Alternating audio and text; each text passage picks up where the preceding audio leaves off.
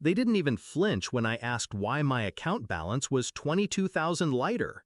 Mom smirked, twirling her wine glass, and said, "Your sister needed Aspen. You'll earn it back." Dad chuckled, "Don't make such a big deal." I didn't argue. I just nodded, quiet, composed, because I already knew what they had forgotten, whose name the house was in. It wasn't always like this. When I was a kid, I thought loyalty was currency in my family. I gave, they took. I studied, I worked, I built. When I bought the house, I thought it was a gesture of gratitude, a roof over their heads, security for their retirement. They never paid rent. They never asked if I needed anything. They only asked for more. At first, I ignored the little things, the borrowed cash that never returned, the car mysteriously in my sister's name, the vacations I was expected to fund.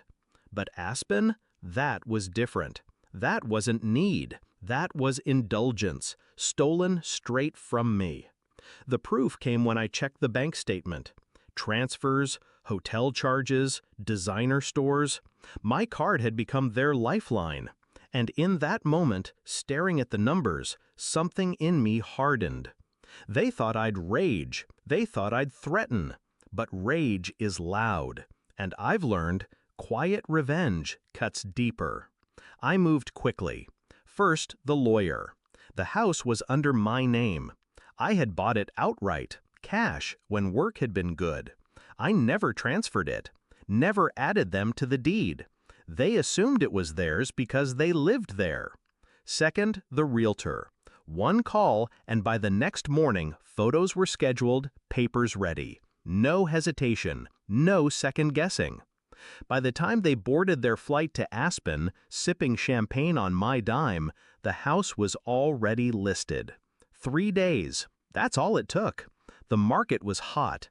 Offers came in immediately. I signed without blinking. When they landed back, sunburned and bragging about ski instructors and overpriced wine, their key no longer fit the lock.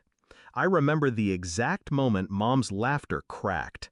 She stood on the porch, bags at her feet, mascara smudged from the flight.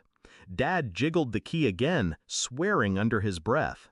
I stepped out of the car, leaned against the doorframe, and held up the deed. "You don't live here anymore." Silence, heavy, sharp. Mom's voice was a whisper. "You wouldn't." I smiled. "I already did." They screamed then, first at me, then at each other, accusations flying, panic setting in as reality carved its way into their bones. "Where will we go? What about our things? How could you?" Every question only proved what I had always known. They had never seen me as family, just as a resource. The best part? I didn't even sell it to strangers. I sold it to a developer. The house would be gone within weeks, demolished, erased. It wasn't just eviction, it was extinction of the little empire they thought they controlled.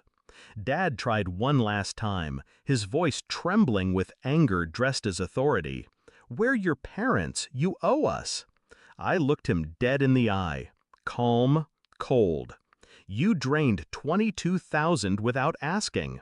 That was the moment you stopped being parents. That was the moment you became thieves." He shut up after that. I didn't celebrate. I didn't need to. Justice doesn't always roar. It settles in your chest, steady and warm. When the movers hauled their belongings out onto the curb, I didn't watch. I didn't care. I had already detached. They called me heartless, but the truth is simple. Heartless would have been to keep letting them use me until nothing was left. I chose myself, finally. Now, when I check my bank balance, it's whole. And when I drive past that street where their house once stood, I feel nothing but relief. Because sometimes the cleanest revenge isn't fire or fury, it's subtraction. Removing the parasite and watching how quickly it withers without you. And that's the part they'll never understand. They thought they'd always win because I loved them. But love without respect isn't love, it's leverage. And I don't get leveraged anymore. Final reflection?